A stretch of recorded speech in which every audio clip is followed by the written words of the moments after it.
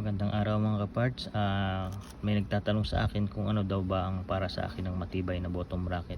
Para sa akin, no, sa tagal ko nang nagbabike, ang matibay na bottom bracket talaga yung Octalink at saka yung mga Tentalink na unang labas. Ayan, ito Tentalink, ito makikita nyo yung ngipin 10, yung Octalink 8 lang yung ngipin nun. So para sa akin ito ang pinakamatibay, at never pa ako nagpalit ng bottom bracket nung ganito yung gamit ko. Kaya lang ngayon bihira ka na makabili ng ganito, at rare na siya. So bihira na. Ang karamihan ngayon square type, Halotech, at saka yung isa pa yung parang compact.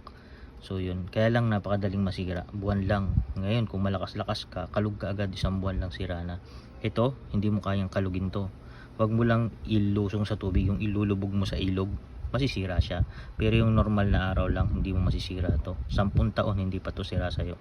Ganito ito katibay, at ito ang pinakamatibay para sa akin.